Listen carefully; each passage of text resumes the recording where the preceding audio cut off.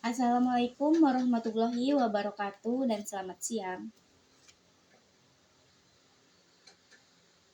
Waalaikumsalam warahmatullahi wabarakatuh. Saya Melisa Anggriani dengan NIM 2405030335. Di sini saya akan mempresentasikan hasil penelitian saya yang berjudul Industri Konveksi dengan Teori Time Study. Dosen pengampu Ibu Dr. Mary Andriani STMT. Pendahuluan. Latar belakang. Industri konveksi merupakan sektor usaha yang memiliki peran penting dalam memenuhi kebutuhan sandang masyarakat serta mendukung pertumbuhan ekonomi melalui penciptaan lapangan kerja dan pengembangan UMKM. Adapun tujuan penelitian ini, yang pertama, menganalisis proses produksi pada industri konveksi.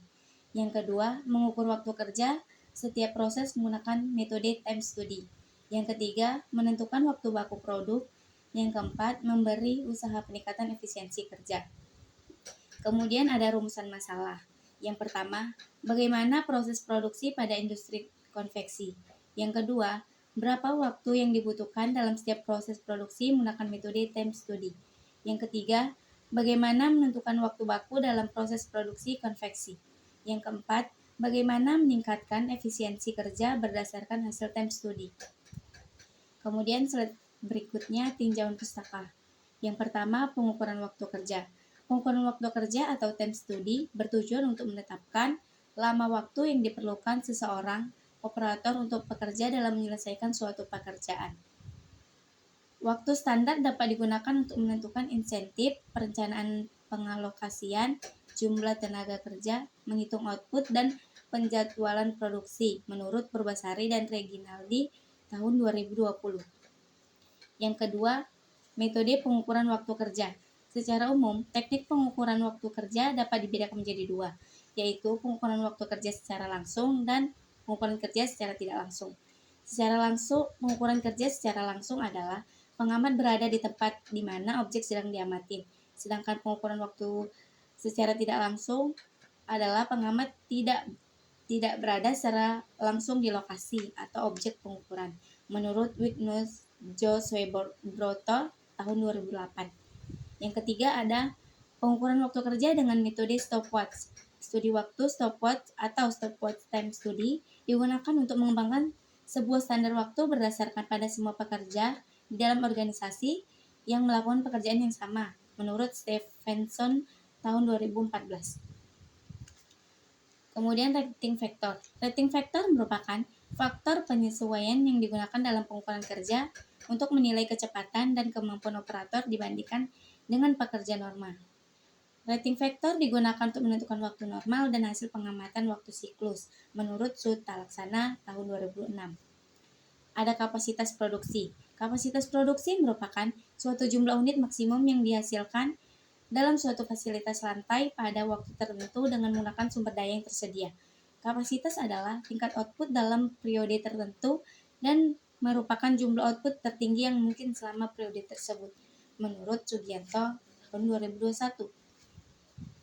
Kemudian berikutnya metode penelitian. Dalam penelitian ini saya menggunakan penelitian deskriptif kuantitatif.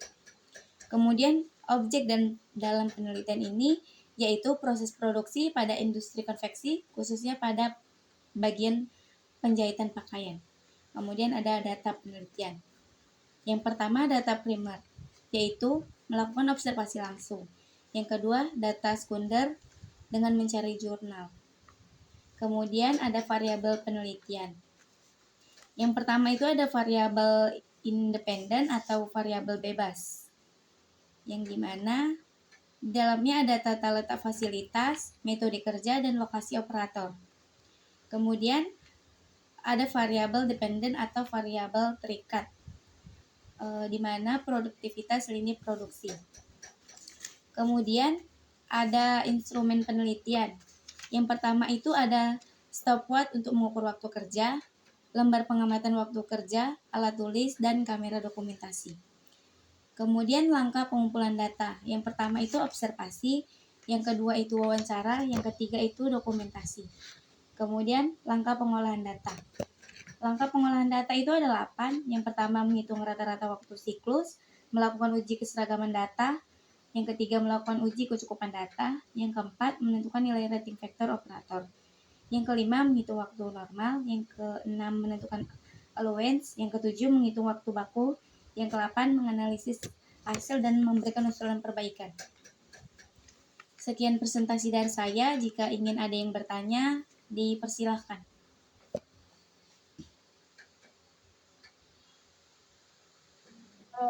Saya ingin bertanya.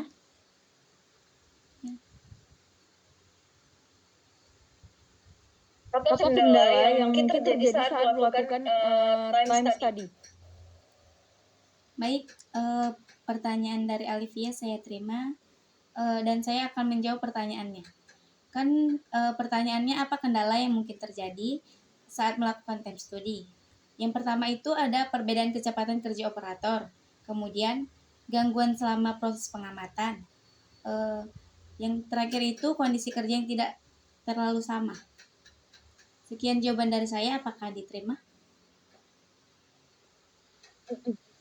Terima kasih. Jika ada yang ingin bertanya lagi, dipersilahkan. Saya ingin bertanya, nama saya Haistia Aini Zuhra. Saya ingin menanyakan bagaimana cara meningkatkan efisiensi kerja berdasarkan hasil time study. Baik, saya akan menjawab pertanyaan dari Haistia. Pertanyaannya, bagaimana cara meningkatkan efisiensi kerja berdasarkan hasil time study? Jawabannya yaitu dengan menetapkan waktu baku, memperbaiki metode kerja, mengurangi aktivitas yang tidak bernilai tambah, dan menyeimbangkan beban kerja antar operator. Sekian jawaban dari saya, apakah diterima? Ya, saya terima. Baik, cukup sekian presentasi dari saya. Kurang dan lebih saya mohon maaf. Assalamualaikum warahmatullahi wabarakatuh. Waalaikumsalam warahmatullahi wabarakatuh.